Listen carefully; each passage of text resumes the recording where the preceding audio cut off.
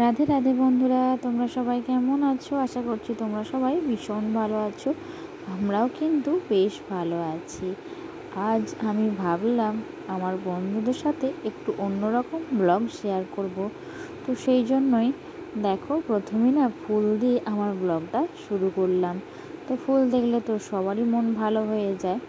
তো আজকে ভাবলাম যে তোমাদের সাথে শেয়ার করব যে কম খরচে এবং কম সময়ের মধ্যে কী করে ডাইনিং টেবিল আর ড্রেসিং টেবিল অর্গানাইজ করতে পারি।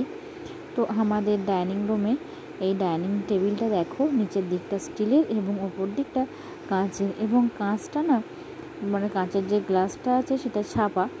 তো যাই হোক, আমি এখন কি করব, প্রথমে ডাইনিং টেবিলটা খুব ভালোভাবে পরিষ্কার করে নেব।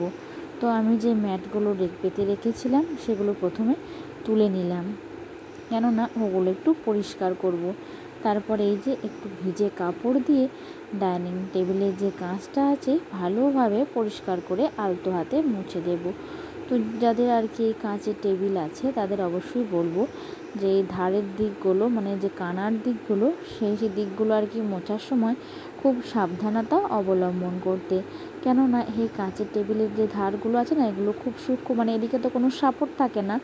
তো সেই জন্য এগুলো না মানে খুব একটা গায়ের জোরে আর কি বা চাপ পড়লে ভেঙে যেতেও পারে, সেহেতু নষ্ট হওয়ারও ভয় থাকে। তো সেই জন্য আলতো হাতে যখনই মুছবে কাঁচের টেবিল, আলতো হাতে মোছার চেষ্টা করবে। তো দেখো, ভালো করে আমি টেবিলটা আগে পরিষ্কার করে মুছে দিলাম। তো কী বলো তো, খাওয়া দাওয়ার মানে সময় তো প্রতিদিন মোছা হয়, তাছাড়াও কিন্তু একটু আলাদাভাবে সময় নিয়ে মানে হাতে একটু সময় নিয়ে ডাইনিং টেবিলটা একটু আলাদাভাবে অর্গানাইজ করলে মন্দ হয় না। তাই আজকে ভাবলাম হাতের সময় নিয়ে একটু ডাইনিং টেবিলটা অর্গানাইজ করব। তো যখনই বাড়িতে কোনো অতিথি আসে তো প্রথমে এসেই সে কিন্তু এই ডাইনিং টেবিলেই বসে। তো সেই জন্য আমি মনে করি যে ডাইনিং টেবিলটাই আগে পরিষ্কার রাখা উচিত। তো সেই জন্যই দেখো, বাড়ির মানে পুরো বাড়ির সৌন্দর্যটা কিন্তু অনেকটাই মেনটেন করে এই ডাইনিং টেবিল। তো আমি না ডাইনিং টেবিলের নিচে একটা তাক আছে, তো সেখানে যাবতীয় অনেক ছোট ছোট জিনিস রেখে দিই, যেমন টিফিন বক্স বা এমনি কোনো দরকারি জিনিস বক্সে পুরে রেখে দিলাম, তাহলে না নেওয়ার সময় খুব সুবিধা হয়।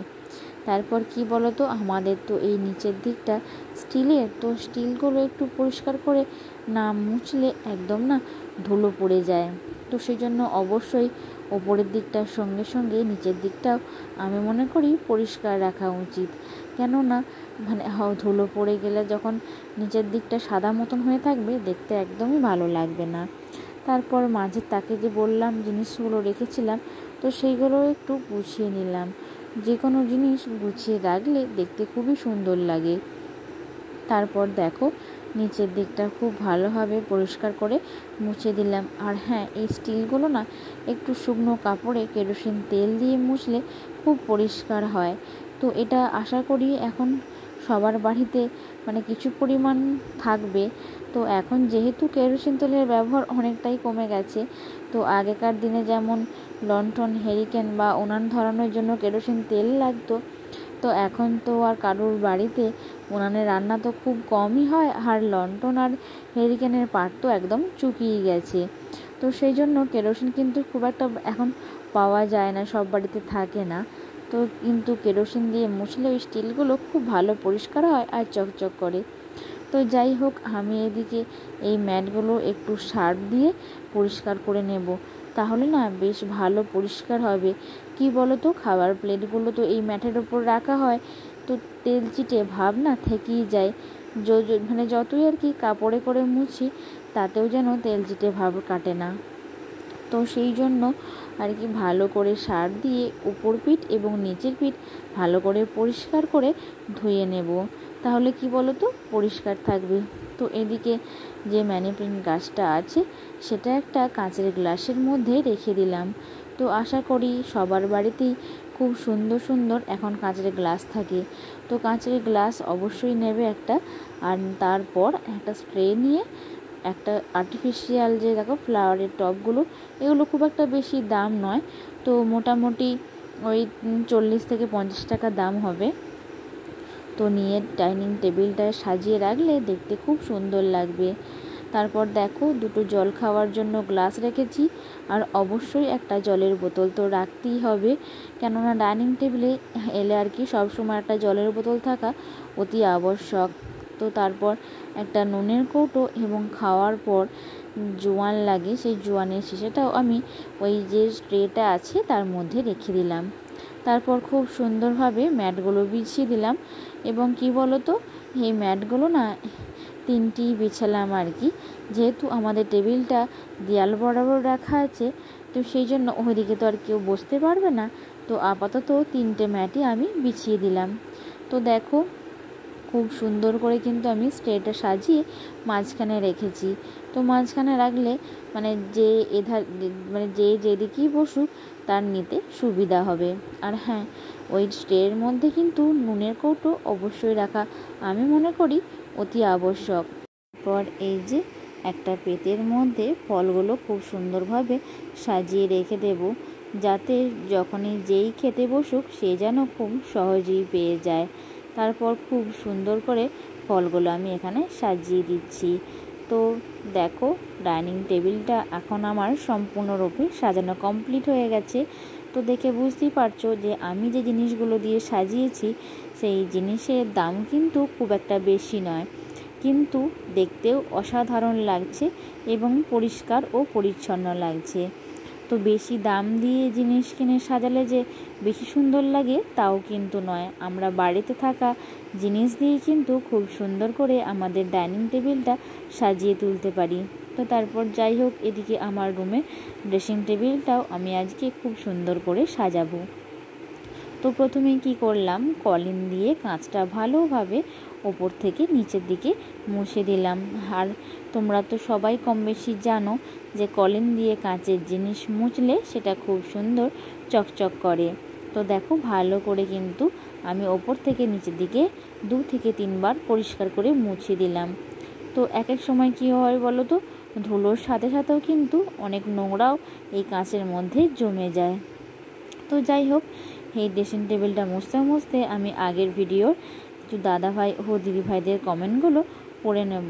তো আমার আগের ভিডিওয়ে বিট্টু হাজরা কমেন্ট করেছেন, দিদিভাই খুব সুন্দর লাগলো। এছাড়াও প্রতাপ ঘোষ পিয়ালিস ব্লগ থেকেও খুব সুন্দর সুন্দর কমেন্ট করেছে।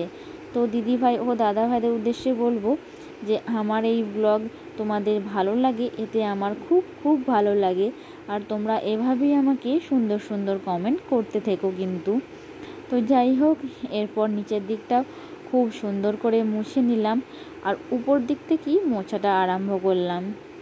তারপরে এই যে আমি এরকম একটা লম্বা মতো বাস্কেট নিয়ে নিয়েছি। তো তোমরা এটা কম বেশি অনেকেই চেনো। তো এর মধ্যে আমরা ব্রাশও রেখে থাকি। তো এটা না খুব সুন্দর দেখতে ছিল, তো আমি সেজন্য এটা কি বেছে নিয়েছি আমার চিরুনিগুলো রাখার জন্য। তো এর দামও কিন্তু বেশি নয়, মোটামুটি 20 থেকে 25 টাকা হতে পারে। তো দেখো এটা কিন্তু দেখতেও খুব সুন্দর, আর এই যে চিরুনিগুলো রাখার পর কিন্তু আরও দেখতে ভালো লাগছে। তো চিরুনিগুলো এভাবে রাখলে এলোমেলোও হবে না, আর যখন খুশি তখন খুব সহজেই নেওয়া যায়। তারপর আমি না বেশি কসমেটিক ব্যবহার করি না, মানে রোজকার ব্যবহার করি না, খুব কম জিনিসই আমি আমার মুখে অ্যাপ্লাই করি। তো সেই জন্য আমার রোজকার ব্যবহার জিনিসগুলোই আমি আমার ড্রেসিং টেবিলে রাখবো।